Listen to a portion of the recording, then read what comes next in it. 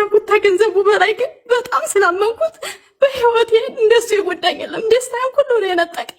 በቃ ምን አለሽ? ምን አለሽ? ብሩን መጀመሪያ ያኔ ቤት የገዙት የዚህን የሳውዲውን መጀመሪያ ቤት እህቴ 700,000 ሞልቼ 400,000 ሞልቼ መላክ እፈልጋለሁ አለኝ። እሺ ያለች 7,500 ነው። ያን 7,500 እንደሰጠሁት ወዲያው እንደሰጠሁት ቤት ተገኘ ተባለ። ቤት ይገኝ ደግሞ አባቴ ላይ ያስቀመጥኩት የኢትዮጵያ 150,000 ብር አልሞላልኝ አለ ሲለኝ ያኔ ቤቱ 900,000 ነው የገዛው። አልሞላልኝ አለ ሲለኝ የኢትዮጵያ 150,000 እና ሰጠሁ መልሼ ማለት ነው። እየሰራን እንከፍልሻለን፣ ያኔ እየሰራችሁ ትከፍሉኛላችሁ ነው ያልኳቸው። መጀመሪያም እየሰሩ ይከፍሉኛል ብዬ በቃ እየሰሩ አሁንም ቤቱ የሚስተካከል ነገር ነበረው። ተበድረው ከሌላም ብዙ ተበድረው ነበር ቤቱ የተገዛው። መጀመሪያ የብዙ ሰው ከፈሉ፣ ቤታቸውንም በመሃል እያስተካከሉ ወዲያቸውንም ከፈሉ። በቃ እኔ ግን አልጠይቃቸውም። ቤታቸውን ጨርሰው በቃ አስተካክለው ወዲያቸውን ትጨርሱ ያኔ እህቴ ብለው ተወላርተው ነው መጨረሻ ላይ የኔን ይሰጡኛል የሚለውን አስቤ አልጠይቃቸውም ማለት ነው። እዚሁ መሀል እየሰሩ እያስተካከሉ እያለ ያኔ ወንድሜ ተይዞ ሄደ ማለት ነው። ይሄ ግማሽ ሚሊዮን ብር ሲሆን ግማሽ ሚሊዮን የበላኝ እዛው ነው፣ ሀገር ነው፣ ለልጄ ነው የሰጠው። መጀመሪያው ሀገር ነው። ኦኬ 7,500 እና የኢትዮጵያ 150 የሰጠሁት ነው። እሺ ተይዞ ሄደ። 7,500 ሪያል ተይዞ ሄደ። ተይዞ እየሄደ እያለ እስር ቤት እንዳለ በቃ በጣም ያኔ ባፉን ተንትለኝ እህቴ ይሄን ያክል አመት ተበጻውለሽ እዛ ያለ ሰው እኮ አይረዳም። በቃ እንደዚህ እኮ ነሽ፣ ያንቺን ገንዘብ እኮ የበላ ምናምን ይለኛል። በቃ አመንኩት በጣም እስር ቤት እንዳለ መጀመሪያ እንዲያርኩኝ የሆነ ገጠራማ አካባቢ የተሰራ ቤት አለ፣ የሰራው ቤት አለ። በፊት ሽንት ኩሽና ምናምን ይቀረዋል እና እሱን አስተካክዬ ያለሽን ጨምሬ ጥሩ ቦታ ቤት ሽጬ እገዛልሻለሁ ምናምን አለኝ። አምነዋለሁ በጣም ስለማምነው እሺ ያልኩት። አሁን እየላኩኝ ያለኝ ሽንት ቤት ኩሽና ምናምን አሰራልኝ፣ እየላኩት አሰራልኝ። መጨረሻ ላይ በቃ ቤቷን ሚስቱም እየላከች እሱንም አስተካከሉ። ቤቷን ተጨረሰኝ በኋላ ሚስቱም ቤቴን ጨርሻለሁ፣ በቃ እኔን ጨርሻለሁ፣ የሚያስተዳድረኝ መሬት አለኝ፣ ሀገሬ እገባለሁ አለች። እኔ ይሰጡኛል፣ ቤታቸውን ሲጨርሱ ይሰጡኛል። ቢያንስ የገዙት ቤት በጋራ ነው። እኔ ፊቱንም አብረው ሰርተው ይሰጡኛል ብዬ ነው የሰጠኋቸው። አሁን ይህን ትትል ወንድሜ እኔ ደክሞኛል፣ ሀገሬን መግባት እፈልጋለሁ፣ ያለኝም በአንድ አድርጌ ሀገሬ መግባት እፈልጋለሁ። ቤታችሁን ጨረሳችሁ፣ እቃችሁን ረተማችሁ፣ ብሬን ስጡኝ፣ እኔ የሆነ ነገር አድርጌ ሀገሬ መግባት እፈልጋለሁ፣ ብሬን ስጡኝ ትለው እኔ ትፈልግ እሰጣለሁ ትላለች፣ ትፈልግ እንትን ትላለች። ታሰጠች ተዲያውን እኔ ምን ላድርግ ታዲያ? ከፈለች ታልከፈለች ተንጣ ቤቴን ሽጬ ብርሽ ብሬ ነው፣ ብርሽ ነው፣ ብሬ ነው፣ ቤቴን ሽጬ ከፍልሻለሁኝ አለኝ። ይሄን ትለኝ ታውኔ ወንድም እዚሁ እያላችሁ ተመካከሩ፣ እዚሁ እያላችሁ ገንዘቤን ስጡኝ፣ ቤታችሁን እንደትሸጣላችሁ እዚሁ እያላችሁ ተመካከሩ ትለው በቃ እንዲያውም ተመጣይ ብርሽ አፈጥንልሻል ሽጬ እሰጥሻለሁ አለኝ። ብለምነው እምቢ አለኝ።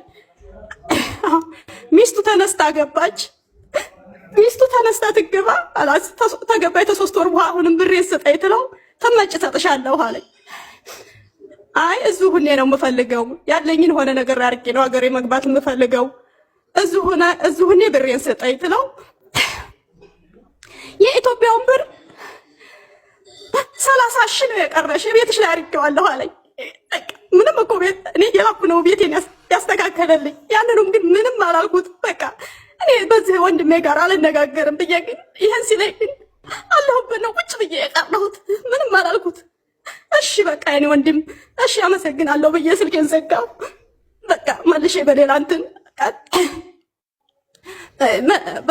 በቃ ያኔ አለሽ ያልከውን ስጠኝ ትለው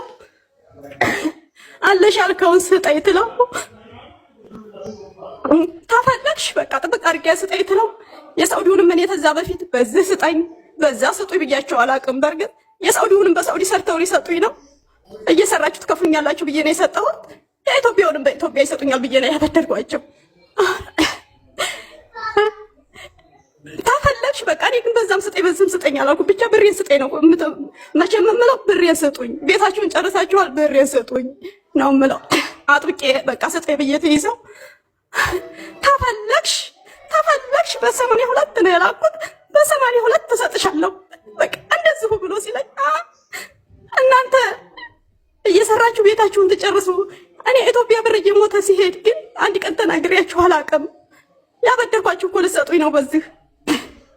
እሺ እኔ በአሁኑም አልልህ በላክበትም አልፈልግም። በግማሽ ሐዋላ ቢያንስ በ40 ሰጣኝ ትለው በዚህም አልሰጥሽም ሲለኝ እኔ ወንድምዬ በቃ ብሉት፣ ይሄን የሰውዱን ችግር የለውም ብሉት።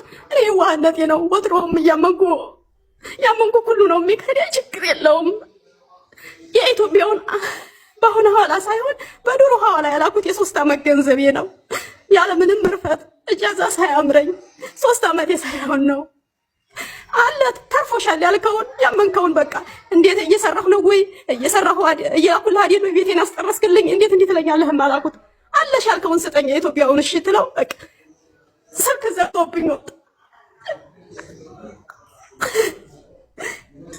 ስልክ ዘግቶብኝ ወጣ።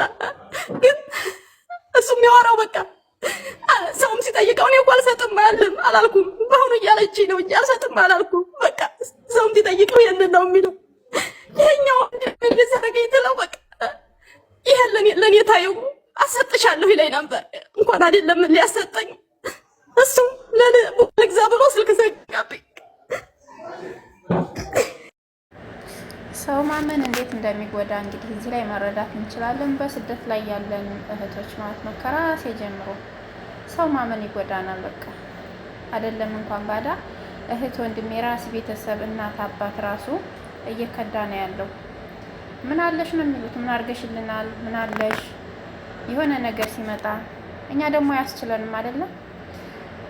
የሆነ ነገር በቃ እነሱ እንዲደሰቱ እነሱ እንዲያገኙ እቺ ልጅ እንግዲህ ለወንድሟ ቤት እንዲሰራ ብዙ ነገሮችን እንዲያደርግ ነው ከሚስቱ ጋር ሆኖ እየሰራ እነሱ እንዲለወጡ የራሷን ህይወት እያቃጠለች ማለት ነው በስደት ላይ። እንግዲህ ከባድ ነው ወላሂ። እና በአሁን ሰዓት ላይ እህቶች ራሳችንን ልናቅ ይገባናል። ግን አያስችለንም። እኛ ስደት ላይ ያለን እንደኔ ከሆናችሁ እኔም አያስችለኝም። አሁን የሆነ ሰው ተቸገረ ሲሉኝ በተለይ ቤተሰብ እናት አባት ምናምን አያስችልም፣ እንሰጣለን። ግን ማመን ይጎዳናል፣ እኛን እየጎዳን ያለው። እኔ ግን ምን አለሽ ብለው ወይም አልሰጥም ብለው ሲክዱ እንዴት ነው ጭንቅላታቸው አይምሯቸው የሚታዘዛቸው እኮ ነው የምለው። እኛ በሰው ቤት እንዴት እየሆነ ነው የምንሰራው? 1-2 ደቂቃ እንኳን ቁጭ ብንል ስራ ትተን እኮ እንዴት እንደሚያደርጉን ታውቃላችሁ። እንዲሁ ሌት ተቀን ቆመን እኮ ነው የምናድረው የምንውለው። እንደዚህ የለፋንበት ገንዘብ ለነሱ ሳላል ይሆንላቸዋል። ተደስተውበት ይኖራሉ። አይምሯቸው ራሱ ንጹህ ሆኖ አይኖርም። እኔ ከምር እንጃ። እኔ እንደኔ ከሆነ የሰው ነገር አንድ ነገር ካለችብኝ አይምሮዬ ውስጤን ነው የሚቆረቁረኝ በቃ የሆነ ነገር እና በጣም ከባድ ነው። አሳዘነችኝ። 3 ዓመት በገጠር ላይ እረፍት ሚጃዛ ሜትም ሳትሄድ እየሰራች ነው የእነሱን ህይወት እነሱ ቤታቸውን እንዲያስተካክሉ እነሱ ቤታቸው ሁሉን ነገር እንዲያደርጉ የምታራዳቸው ነበረ። በቃ ሚስትየዋ የራሷን ህይወት አሟላች፣ ቤቷን ሰራች፣ ምን አለች በቃ ዳይን ጨርሻለሁ፣ ቤቴንም ጨርሻለሁ፣ ወደ ሀገሬ ልግባ አለች። የራሳቸውን ህይወት ትዳራቸውን ይኖራሉ ማለት ነው። በቃ ይቺ ምስኪን የራሷን ህይወት እዚህ እያቃጠለ ያልወለደች አልከበደች አላገባች እዚሁ ማለት ነው አረብ ሀገር ላይ ህይወቷን ታቃጥላለች። አላህ ይንበስ ሁላችንንም ወላሂ አላህ ከእንደዚህ አይነት መጥፎ ሰዎችና መጥፎ ቤተሰቦች አላህ ይሰውረን ይጠብቀን።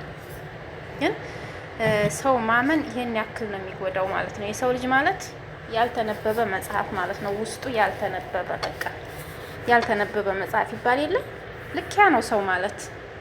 ምኑን እናውቀዋለን? ከላያፉ በቃ እንደዚህ አድርጌ ሰጥሻለሁ እንደዚህ አድርጌ ሰጥሻለሁ በቃ ይላሉ፣ ይወስዳሉ፣ አይመልሱም፣ አይሰጡም።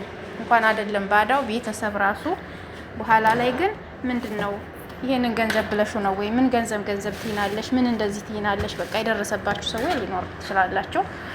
ምን ብሬ ታያለሽ፣ ምን ቤቴ ታያለሽ፣ ምን እንደዚህ ታያለሽ፣ በቃ እንደዛ ነው የሚሉን ሁላችንንም።